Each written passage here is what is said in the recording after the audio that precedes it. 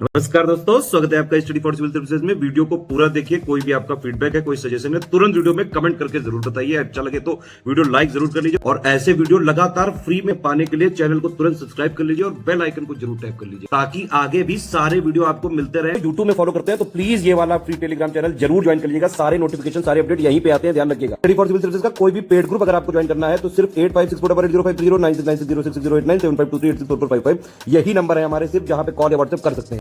Instagram पे हमारा page जरूर फॉलो कर लीजिएगा, studyforcivil.services है।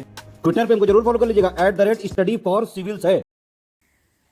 दोस्तों, हिस्ट्री के कंपाइलेशन का क्रम हमारा लगातार चल रहा था। इसमें 3 पार्ट्स आ चुके हैं, ये चौथा वाला है और इसमें हम इंडस वैली सिविलाइजेशन को देखने वाले हैं, जिसे कि हड़प्पा में सबसे पहले खोजा गया था, तो इस वजह से इसे हड़प्पन सिविलाइजेशन भी कहा जाता है। इससे पहले हमने जो पैलियोलिथिक एज थी वहाँ से स्टार्ट किया था और उससे भी पीछे हमने भारतवर्ष के नामकरण को देखा था, तो वो तो पहला वीडियो था। तो पैलियोलिथिक, मेसोलिथिक और न्यूलिथिक एज को देखने के बाद अब यहाँ पर ये जो सभ्यता है इसका परिचय प्राप्त करेंगे। और यहाँ 3 चित्र आपको दिखाई दे रहे हैं। पहला तो दाढ़ी वाले पुजारी की प्रतिमा है। ऐसा माना जाता है कि ये पुजारी है, मतलब ये कल्पना है। इनके ऊपर एक वस्त्र है, यहाँ पे आप इनके कपड़े देखिए, जिससे कि पहनावा मालूम होता है कि उस समय कैसा होता था। दाढ़ी इन्होंने रखी है और इनकी जो आँख है वो मुदी हुई है, जिससे ध्यान मुद्रा हो। अब यहाँ एक मूर्ति आप देख रहे हैं, मिट्टी से बनी हुई है और ये पशुपति शिव की जो प्रसिद्ध सील है वो दिखाई दे रही है। इसमें बहुत सारे पशुओं का चित्रांकन है, उनके बारे में भी हम देखेंगे। तो शुरू करते हैं इसे। Harappan civilisation was the first urban civilisation of South Asia. South Asia की ये पहली अर्बनाइज सिविलाइजेशन थी। हालांकि जो इसका बेसिक स्ट्रक्चर है या जो शुरुआती दौर था उसमें ये भी रूरल थी, लेकिन जो इसका डेवलपमेंट वाला पूरा समय है, मतलब जो इसकी मुख्य अवस्था देखी जाती है, जो कि लंबे समय तक रह तो नहीं पाई, लेकिन जब तक रही तो बहुत ही भव्य तरीके से रही, तो वो पूरी तरह से नगरीय जीवन था। इसलिए ये जो सभ्यता है ये कैसी थी, अर्बन थी। Harappa was first discovered by Dayaram Sahni in 1921। इसको सबसे पहले खोजने वाले जो व्यक्ति थे वो दयाराम साहनी थे और जो डेट है वो 1921 की आप देख रहे हैं। Since the place called Harappa was known first, it was called Harappan civilisation. ये तो आपको बताया गया कि हड़प्पा जो प्लेस है वहाँ पे सबसे पहले इसको खोदा और खोजा गया था, और उसी के बाद जो बाकी जगहें हैं उसी अनुमान के आधार पर जब खोदी जाती हैं, एक्सकेवेशन का काम होता है, तो वहाँ से नई नई चीज़ें जानने के लिए मिलती हैं। तो ये हड़प्पा में सबसे पहले खोजी गई थी और इसीलिए इसको हड़प्पा सिविलाइजेशन या हड़प्पन सिविलाइजेशन कहा जाता है। जॉन मार्शल यहाँ आप देख रहे हैं और इनके बारे में हमने पिछले वाले वीडियोस में भी देखा था। John Marshall first called this culture, इन्होंने क्या कहा था, एज अ इंडस सिविलाइजेशन। इन्होंने इंडस सिविलाइजेशन के नाम से इसको संबोधित किया था, because initially the sites of this culture were found on the bank of Indus and it's tributaries. जो इंडस और उसकी ट्रिब्यूटरीज हैं उसी के आसपास ये जितने भी स्थान हैं वो खोजे गए हैं, तो इस वजह से जॉन मार्शल या मार्शल महोदय उन्हें कहा जाता है। तो उनके द्वारा ये सभ्यता जो है इसको इंडस सिविलाइजेशन के नाम से या इंडस वैली सिविलाइजेशन के नाम से संबोधित किया गया। अब यहाँ जॉन मार्शल की एक किताब ये आप देख रहे हैं। John Marshall in his book Mohenjodaro and the Indus civilisation suggested that in future if these sites are found outside of Indus valley. इन्होंने ये सुझाव दिया था कि अगर आउटसाइड में ये साइट्स या जो इस तरह के स्थान है वो पाए जाते हैं, then this civilisation should be named Indian civilisation. तो फिर इसका नाम इंडियन सिविलाइजेशन रखना पड़ेगा, क्योंकि ये पूरे भारत में विस्तृत हो जाएगी, तो फिर भारतीय सभ्यता इसको कहा जा सकता है। और ये गलत नहीं है, असल में ये इंडियन सिविलाइजेशन ही थी। हाँ, ये है कि इसकी जो डेंसिटी है वो कुछ खास एरिया में ज़्यादा थी और कुछ जगह पे फुटकर थी। अब यहाँ आप देख रहे हैं मॉर्टिमर व्हीलर के बारे में। इनकी भी एक किताब थी। ये लोग किताब लिखा करते थे, पहले तो अपना जो रिसर्च का काम है उसको करते थे और उसके बाद जो इन्हें एक्सपीरियंस प्राप्त होता था या जो कुछ भी नॉलेज इनके पास आता था उसको ये लिखते थे। ये लिखने वाला काम बड़ा अच्छा होता है, इससे चीज़ें लंबे समय तक स्टेबल बनी रहती हैं। अब यहाँ मॉर्टिमर व्हीलर की जो किताब है उसका नाम है civilisation of Indus valley and beyond. इसमें बियॉन्ड जो वर्ड है ये बहुत कुछ चीज़ों को जोड़ता है। It has been called Indus civilisation. इसमें भी इंडस सिविलाइजेशन के नाम से ही हड़प्पा सभ्यता को बुलाया गया है। अब यहाँ पर AR मुगल का जो सजेशन है उसको भी देख लेते हैं। The name of greater Indus civilisation for this civilisation. इन्होंने क्या सुझाव दिया कि इसका नाम ग्रेटर इंडस सिविलाइजेशन रख देना चाहिए। This civilisation was contemporary with the civilisations of Mika and Mesopotamia. ये किसके साथ यहाँ समकालीन है या आप कहें कंटेम्प्रोरी है, तो यहाँ जो मेसोपोटामिया की सभ्यता है, इस प्रकार की जो प्राचीन सभ्यताएं थी उसकी ये समकालीन। और ऐसा भी माना जाता है, जो नए रिसर्च के रिजल्ट आ रहे हैं उसमें ये माना जाता है कि जो इंडस वैली सिविलाइजेशन है वो सबसे ज़्यादा एंशियंट है। The Harappan civilisation is also called the bronze age civilisation. इसको ब्रॉन्ज एज सिविलाइजेशन कहने का मतलब क्या है कि इस समय ब्रॉन्ज का इस्तेमाल बहुत बड़े पैमाने पर होता था, और बड़े पैमाने पर होना तो एक तरफ है, पहली बार यहीं पर यूज़ किया गया। अब ब्रॉन्ज क्या चीज़ है, तो mixture of copper and tin. ध्यान दीजिएगा, ब्रॉन्ज का मतलब क्या है, ये कॉपर और टिन का मिक्सचर है, जिसे कि हम कांसा कहते हैं। कांस्य पदक आपने सुना होगा ना, ब्रॉन्ज मेटल। यहाँ गॉर्डन चाइल्ड का फिर से जिक्र आ गया। अब ये क्या कर रहे हैं, तो Gordon Childe term Indus civilisation the first urban revolution, इन्होंने अर्बन रिवॉल्यूशन करके इसे संबोधित किया था। The concentration of Indus civilisation is on the bank of Ghaggar Hakra river या Hakra river in the Saraswati valley. Saraswati नदी की जो वैली थी यानी घाटी थी, वहाँ पे घग्गर और हाकरा रिवर के तटों के चारों ओर इसकी बसावट ज़्यादा सघन थी। Hence some scholar named it Saraswati civilisation. इसका नाम कुछ जो विद्वान है वो सरस्वती सिविलाइजेशन इसी वजह से रख देते हैं, या फिर ये भी कहते हैं कि इंडस सरस्वती सिविलाइजेशन ये है। इंडस को साथ में जोड़ते हैं क्योंकि इंडस जो है वो मेन रिवर है और बाकी सरस्वती नदी के चारों ओर या उसकी वैली में बसे होने की वजह से सरस्वती सिविलाइजेशन। इन मनुस्मृति, अब एकदम से जो पीछे का पुराण और वैदिक लिटरेचर है उसकी ओर चले तो मनुस्मृति द एरिया बिटवीन दृष्टवती एंड सरस्वती, यहाँ नदियों के नाम आप देखिए, एरिया बिटवीन दृष्टवती and Saraswati is called Brahmavarta. इसे ब्रह्मवर्त के नाम से प्रोनाउंस किया गया है। इसमें जो दृष्टवती है इसको हाकरा कहा जाता है, वर्तमान नाम इसका हकरा रिवर, जो कि राजस्थान में पड़ती। The lowest deposit in Banawali belong to pre Harappan village culture, ये भी आप ध्यान दीजिएगा, कभी कभी पूछ लेते हैं। और आमरी कल्चर जो है या अमरी कल्चर इसको कहते हैं, और इसके साथ साथ सोथी कल्चर है, कोटदीजी कल्चर है। जिन स्थानों पर इसे खोजा गया उसी के नाम पे इस कल्चर का नाम रख दिया गया। Are the pre Harappan culture, ये शुरुआती दौर के हैं, मतलब यहीं से डेवलपमेंट शुरू हुआ था। प्री हड़प्पन कल्चर है और जब यही डेवलप होते होते अपनी अर्बनाइज स्टेट में पहुंचते हैं तो वो जो मूल हड़प्पा सभ्यता है या जो मेन इंडस वैली सिविलाइजेशन है उसके तौर पे दिखाई देता है। अब यहाँ आगे बढ़ते हैं, इन कल्चर्स को आप याद रखिएगा।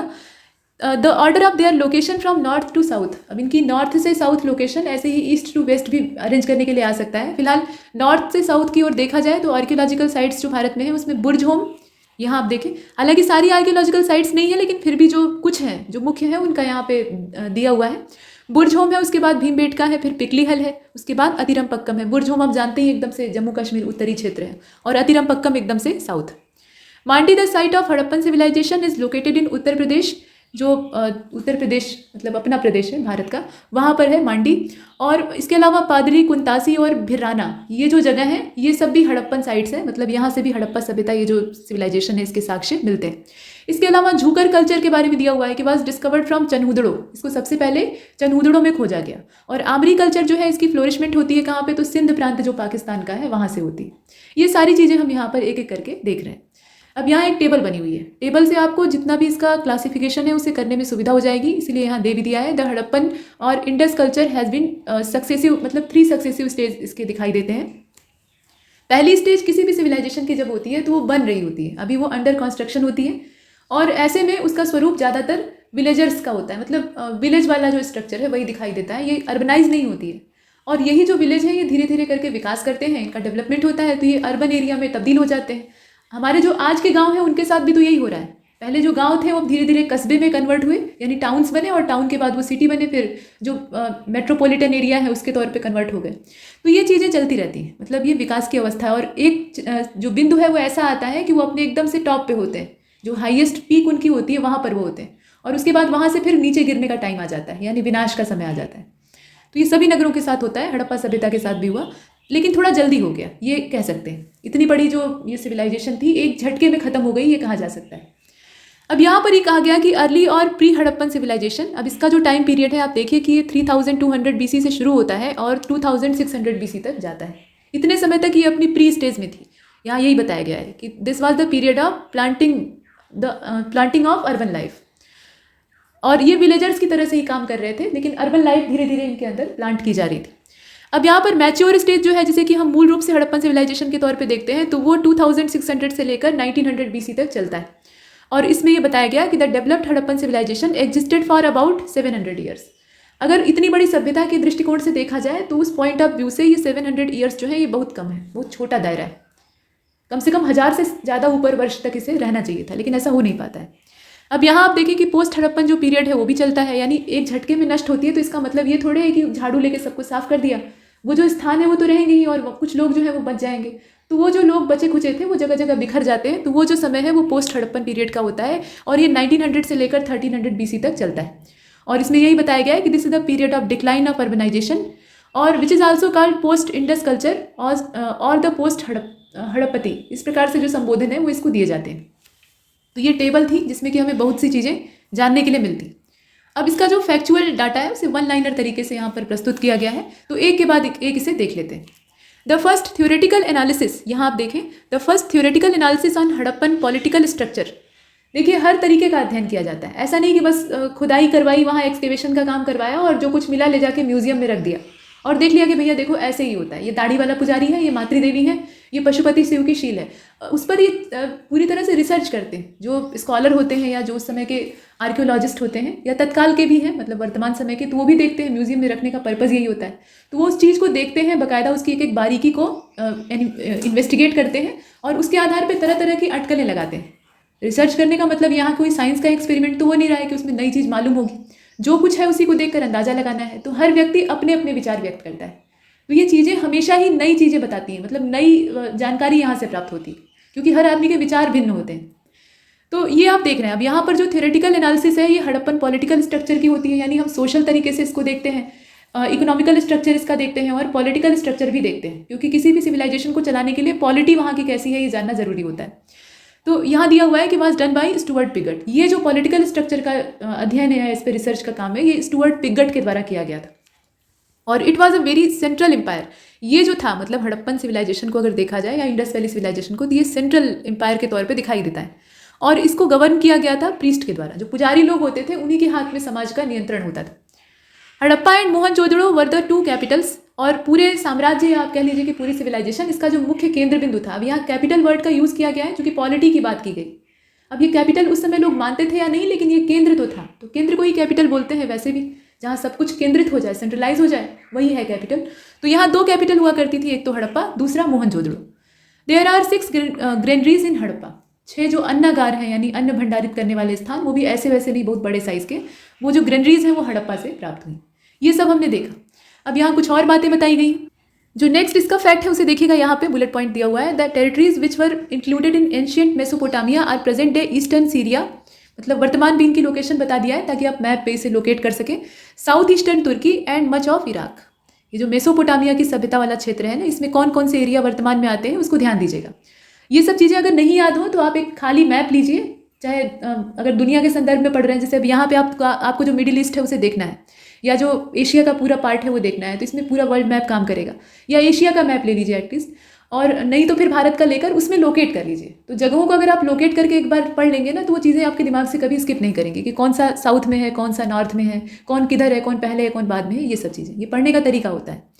अब यहाँ आप देखें कि मेसोपोटामिया द एकेडियन लैंग्वेज, ये एकेडियन या अकाडियन लैंग्वेज इसको कहा जाता था, और अपने देश में इसे अकडियन लैंग्वेज बोलते थे बहुत बाद में, मतलब भाषा के तौर पे बिगड़े हुए रूप में। लेकिन असल में ये एकेडियन लैंग्वेज है, had replaced the Sumerian language. इसने क्या किया, जो सुमेरियन लैंग्वेज है उसको रिप्लेस कर दिया, जो कि पुरानी थी। The platform discover in Kalibangan are made up of mud bricks. अब यहाँ से टोटल अलग फैक्ट है, ये जो है ये वर्ल्ड लेवल पे है, जिसमें मेसोपोटामिया की जो एकेडियन लैंग्वेज है उसके बारे में बताया गया। कुछ जो कल्चर होते हैं और कुछ जो लैंग्वेज होती है बड़ी ही आक्रामक होती है, मतलब वो दूसरे के ऊपर बहुत जल्दी चढ़ जाते हैं, हावी हो जाते हैं। तो सुमेरियन लैंग्वेज में बहुत सारी प्रॉपर्टीज़ थी, लेकिन ये एकदम से विलुप्त हो जाती। और यहाँ जो प्लेटफॉर्म डिस्कवर हुआ है ये कालीबंगा से हुआ है, ध्यान दीजिएगा, और इसमें मड ब्रिक्स का यूज़ किया गया है। आगे बढ़ते हैं। द 3 फेस्ड डाइटी, अब यहाँ आ गए पशुपति शिव, मतलब उन्हें पशुपति शिव या पशुपति नाथ की संज्ञा दी गई है। Had been discovered on a seal found from Mohenjodaro of Harappan civilisation. ये मोहनजोदड़ो से प्राप्त एक सील पर चित्रांकित। और इन दिस, अब इसमें जो पशु हैं वो पूछे जाते हैं, मतलब कभी कभी आयोग पूछ लेता है। तो एलिफेंट है इसमें एक तरफ, मतलब कौन कौन से पशु हैं एक साथ दे दिया है। Elephant, rhinoceros, cheetah and buffalo are depicted around Pashupati. ये चारों ओर पशुपति के मौजूद हैं। और correct geographical sequence of Harappan sites या Harappan cities from north to south. अब यहाँ जो अरेंजमेंट है जियोग्राफिकल सीक्वेंस अगर हम देखें, और वो भी नॉर्थ से साउथ की ओर, तो इसमें हड़प्पा यानी मॉन्टगोमरी रीजन ऑफ पंजाब, जो पंजाब प्रांत है पाकिस्तान का, उसकी बात हो रही है। तो ये मॉन्टगोमरी रीजन में हो गया, ये आपका है। उसके बाद फिर कालीबंगा है राजस्थान का, फिर मोहनजोदड़ो पड़ेगा लड़काना डिस्ट्रिक्ट। ये लड़काना डिस्ट्रिक्ट जो है ये सिंध प्रांत में है, मतलब पाकिस्तान में है। और उसके बाद लास्ट में है लोथल यानी गुजरात वाला। तो ये हमारा जो अरेंजमेंट है ये जियोग्राफिकल सीक्वेंस के हिसाब से है, और ये नॉर्थ से साउथ की ओर दिखाई देता है। अब यहाँ आप देखें, Gautam and Bodhayan in the later Vedic period had mention in the land revenue related details that the annual interest rate was charge at rate of 15%। यहाँ जो एनुअल इंटरेस्ट रेट था वो कितना था, 15% था, यानी अच्छा खासा था। नेक्स्ट यहाँ आप देखें, Wheeler was the first to give the theory that Aryan had enter India from north west. जो आर्य लोग हैं वो भारत में एंटर करते हैं, तो आए तो थे, कुछ लोग कहते हैं कि यहीं के थे, और कुछ लोग, मतलब ज़्यादातर लोग कहते हैं कि बाहर से आए थे। तो ये एंटर करते हैं भारत में, और कहाँ से करते हैं, तो ये व्हीलर महोदय का कथन था कि ये नॉर्थ वेस्ट से भारत में आते हैं। और आप समझ लीजिए कि ये जो इंडस वैली सिविलाइजेशन है, इसका भी जो मेन एरिया है मोहनजोदड़ो और हड़प्पा सेंट्रलाइज थी, तो जो सेंटर है वो उसी एरिया में पड़ता है, मतलब वहीं सामने से पड़ेगा। तो जब ये आए तो इन्होंने इस पूरी सभ्यता को, यानी जो हड़प्पन कल्चर है, इसको डिस्ट्रॉय कर दिया। तो हड़प्पा सभ्यता के नष्ट होने का जो कारण हम देखते हैं ना, बाहरी आक्रमण, तो उसमें ये आर्य सभ्यता का आक्रमण भी हो सकता है, संभावना है।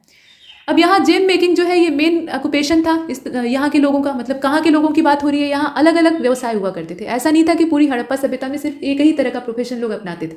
जहाँ जैसा एरिया होता था, जहाँ जैसी सुविधाएं होती थी, उसके हिसाब से लोग अपनी अपनी चीज़ों को करते थे, मतलब व्यवसाय करते थे।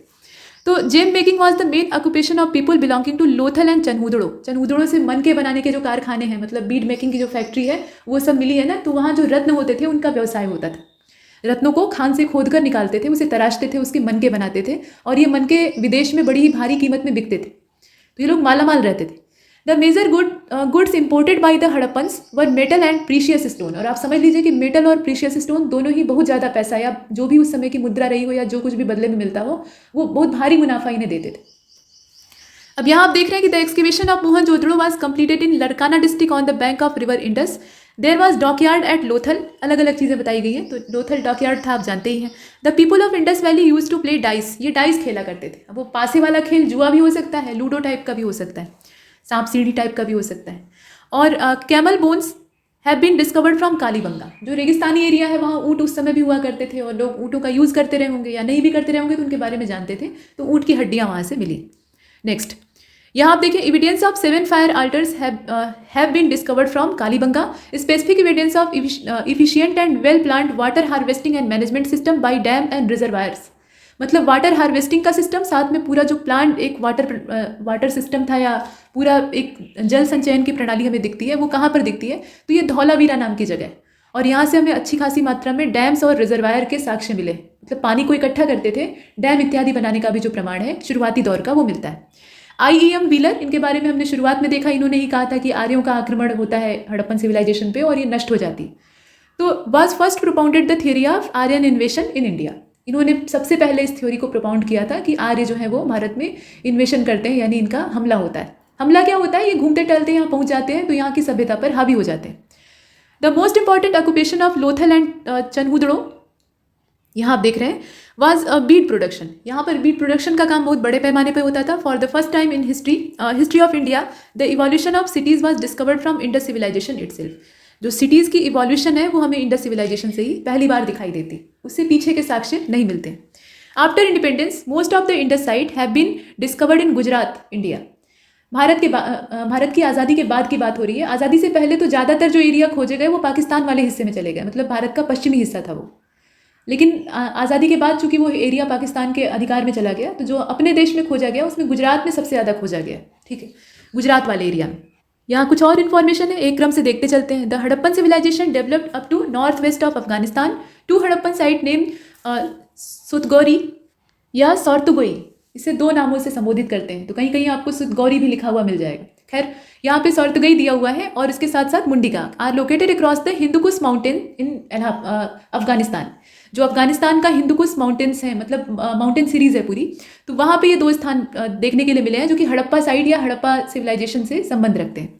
अब यहाँ पे सेमेट्री एच के बारे में दिया हुआ है कि cemetery H belong to Harappa. इसका संबंध किससे है, हड़प्पा या हड़प्पन सिविलाइजेशन से है। मोस्ट ऑफ द, यहाँ आप देखें ये वाला, ठीक, ये वाला फैक्ट हम लोग देख रहे हैं। Most of the ancient site related to Indus civilization have been discovered on the bank of Saraswati river. Sir Mortimer Wheeler held Indra responsible for extinction of Harappan culture. Chanhudaro is only, यहाँ देखिए इंद्र को इसके लिए रिस्पॉन्सिबल इन्होंने ठहरा दिया था, जो कि उस समय के देवता, मतलब लोकल देवता हुआ करते थे।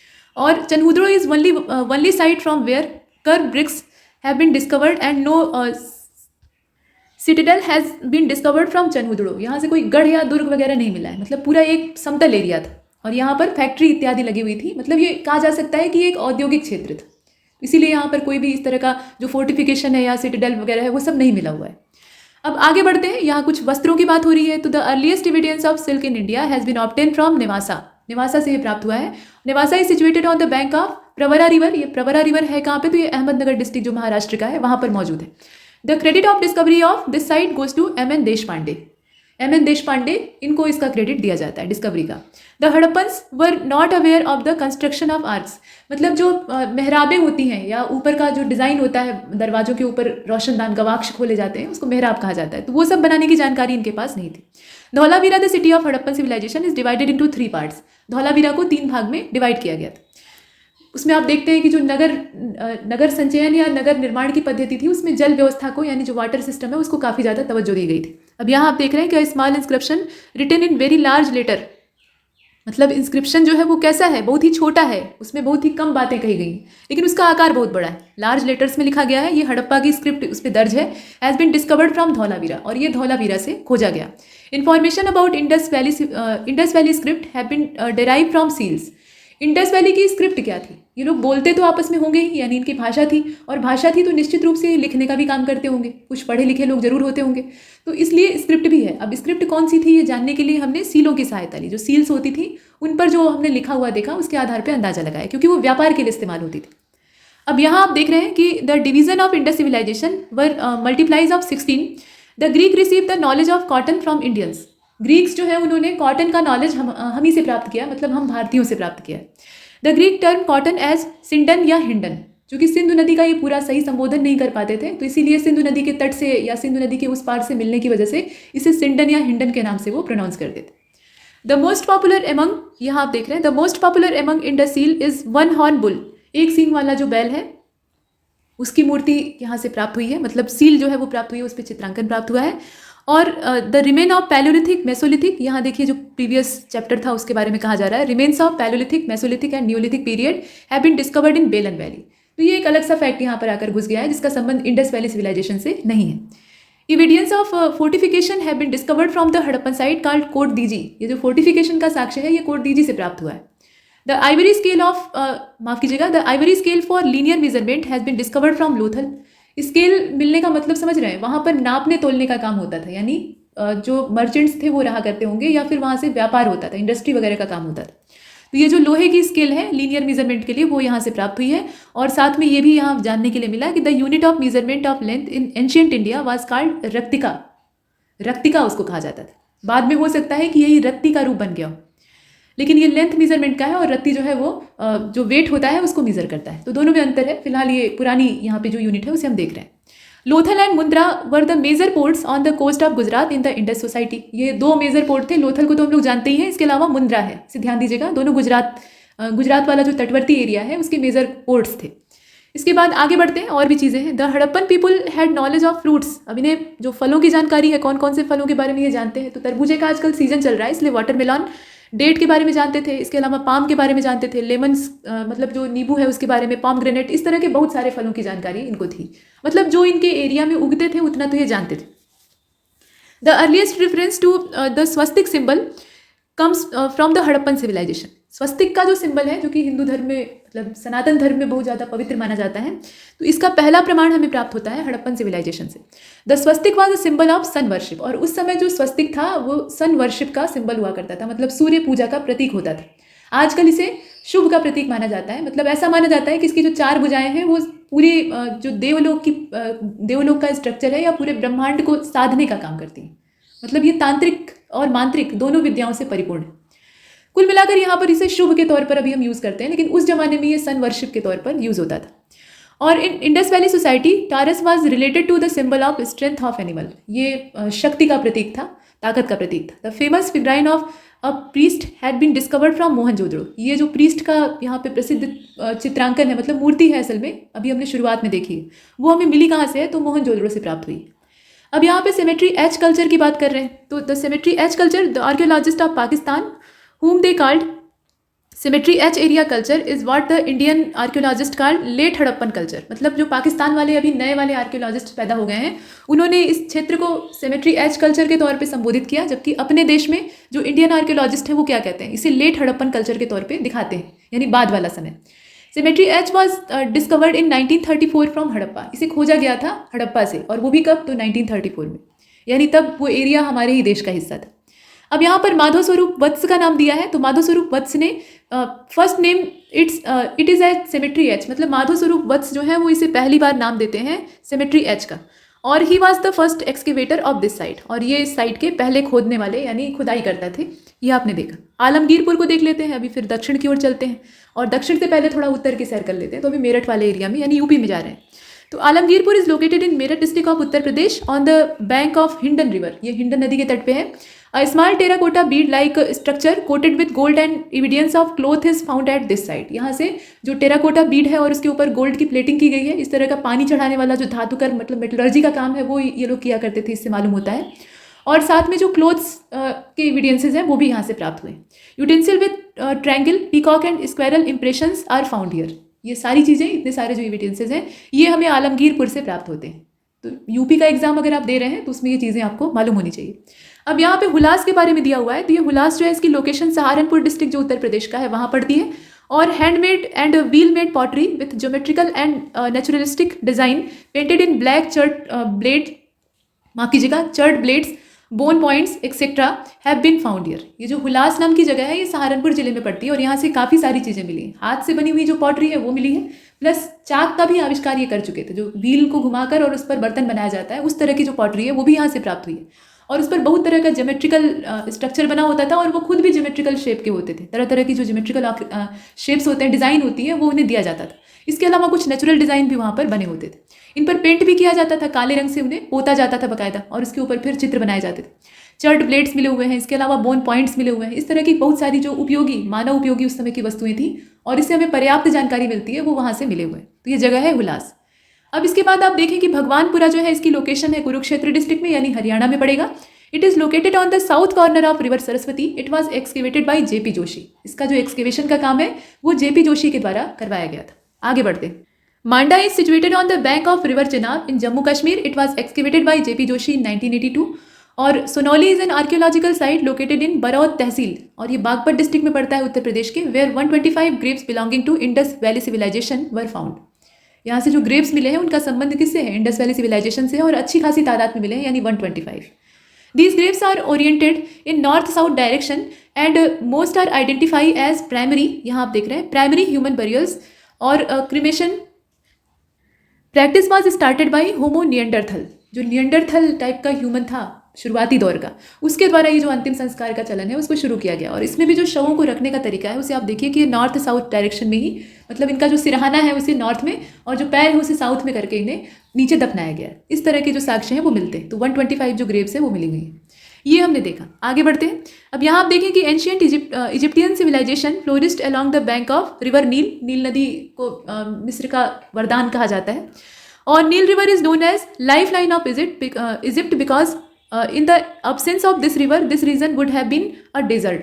वैसे ही ये सूखा इलाका है और नील नदी इस इलाके को जीवन देती है, जीवनदायिनी पानी पहुंचता है इसी के सहारे, तो ये इसकी लाइफ लाइन कही जाती है। और आप देखें the people of Sumerian civilization were the first script inventor of the ancient world. ऐसा माना जाता है कि जो सुमेरियन कल्चर के लोग थे या सुमेरियन सिविलाइजेशन के लोग थे वो पहले स्क्रिप्ट इन्वेंटर है, मतलब स्क्रिप्ट का इजाद या लिखने का काम उन्होंने ही शुरू किया था। बाद में वहीं से सब जगह जो है वो फैल जाता है। ऐसी मान्यताएं, ये कितनी सच है ये तय नहीं है। अब ये जो मान्यताएं होती हैं ना वो बदल भी जाती हैं। अब यहाँ पर और भी चीज़ें जैसे कि humpback camel fossil have been found from the site of Harappa, Mohenjodaro, Kalibangan and Surkotada. कहाँ से मिला ये फॉसिल वो आपको बताया गया। Remains of horse, figurine, bones, jaw etcetera have been found from Surkotada. घोड़े की अस्थियों के साक्ष्य आप देखते हैं। लोथल से भी प्राप्त हुआ है, कालीबंगा से भी मिला है। और bead making was done in Lothal and Chanhudaro, ये जानकारी हमने ऊपर ही देखी थी। Lothal and Balakot were famous for pearl industry. Lothal और बालाकोट ये दोनों जो स्थान है ये पर्ल इंडस्ट्री के लिए फेमस थे, मतलब मोतियों का जो उद्योग है वो यहाँ से होता था। अब यहाँ पे मेलुहा शब्द का यूज़ किया गया। ये जो मेलुहा वर्ड है has been identify from Sindh region, ये सिंध रीजन से ही निकला हुआ है।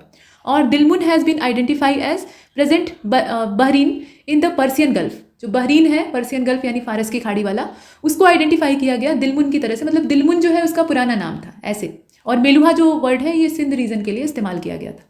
इन Sumerian inscription Dilmun is refer to as the place of clean cities. Dilmun को प्लेस ऑफ क्लीन सिटीज के तौर पे रिफर किया गया है सुमेरियन इंस्क्रिप्शन में, क्योंकि सुमेरिया के लोग ही पहले लिखना सीखते हैं। और दिलमुन को ही कहा गया द फील्ड ऑफ सनराइजेस, मतलब जहाँ पे सूर्य का उदय होता है। And the land of elephant ये भी कहा गया। तो लैंड ऑफ एलिफेंट कहने का मतलब क्या है कि हाथी यहाँ पे बहुतायत पाए जाते होंगे। इसके अलावा डॉग जो है मतलब कुत्ते की जो मूर्ति है ये कॉपर से बनी हुई है, लोथल से प्राप्त हुई है। इसके अलावा कॉपर के बहुत सारे आइडल्स जो है वो कालीबंगा से प्राप्त हुए हैं, कई सारे मिले, मतलब कोई एक नहीं है, ढेर सारे। और बहुत तरह की जो सील्स हैं वो इंडस पीरियड की ये अलग अलग जो स्टेटाइट है उससे प्राप्त हुई हैं, मतलब स्टेटाइट से बनी हुई प्राप्त हुई हैं। हालांकि ऐसा नहीं है कि सिर्फ परमानेंट इसी को यूज किया जाता था, और भी मटेरियल यूज होता था जो सील्स होती थी उनको बनाने के लिए, लेकिन जो ज़्यादा इस्तेमाल होता है वही पूछा जाता है। इसके अलावा आप देखें कि apart from the worship of mother goddess and Shiva, the people of Indus used to worship animal, bird and tree, मतलब प्रकृति की पूजा ये करते थे। प्रकृति के जितने घटक होते हैं, चाहे उसमें पेड़ पौधे हों चाहे जीव जंतु हो, तो इन सब की उपासना ये करते थे। The dead bodies have been found in south north direction in Kalibangan, और ईस्ट वेस्ट माफ कीजिएगा west east in Ropar and east west in Lothal. तो ये अलग अलग डायरेक्शन में जो दफन करने का साक्ष्य है वो मिलता है। हालांकि जो परमानेंट या ये कहा जाए कि सबसे ज़्यादा बड़े पैमाने पर दफनाने का प्रमाण मिला है तो उसमें नॉर्थ साउथ डायरेक्शन वाला ही अपनाया गया है, मतलब उत्तर में सिर रहेगा और पैर जो है वो दक्षिण में रहेगा। Harappa is located in the Montgomery district, present day ये जो साहिवाल डिस्ट्रिक्ट, साहिवाल क्षेत्र है वहाँ पर पड़ता है, मतलब चला गया है पाकिस्तान में। ये पंजाब प्रोविंस है, लेकिन पंजाब प्रोविंस किसका है? पाकिस्तान का है, क्योंकि जब विभाजन हुआ ना तो पंजाब का जो सबसे बड़ा पार्ट था या बहुत बड़ा एरिया था वो तो चला गया पाकिस्तान के पास। जो छोटा सा पंजाब हमारे पास बचा उसी को हम लोग लेकर रहे, और उसके बाद भी उसमें डिवीजन हो गया तो उसमें से हरियाणा निकल आया। अब यहाँ देखते हैं, तो while Mohenjodaro is located in the Larkana district of Sindh, Harappa is situated on the left bank of river Ravi. ये पूछा जाता है, यहाँ से बहुत ही ज़्यादा कई बार क्वेश्चन पूछे गए। Left bank of river Ravi, while Mohenjodaro is situated on the right bank of river Indus. कौन सा लेफ्ट बैंक पे है, कौन सा राइट बैंक पे है, कौन सी नदी के तट पर कौन सा है, ये आपको मालूम होना चाहिए। तो यहाँ आप देखें कि left bank of river Ravi ये क्या है? हड़प्पा है, इसकी सिचुएशन है, और मोहनजोदड़ो की आप देख रहे हैं ये राइट बैंक है इंडस रिवर का। John Marshall first name this civilization as Indus civilization. सबसे पहले इसका नाम इंडस वैली सिविलाइजेशन या इंडस सिविलाइजेशन रखने वाले जो व्यक्ति थे उनका नाम जॉन मार्शल था। तो इंडस सिविलाइजेशन पे अभी चर्चा जारी रहेगी, इसमें इतना ही। तब तक के लिए नमस्कार।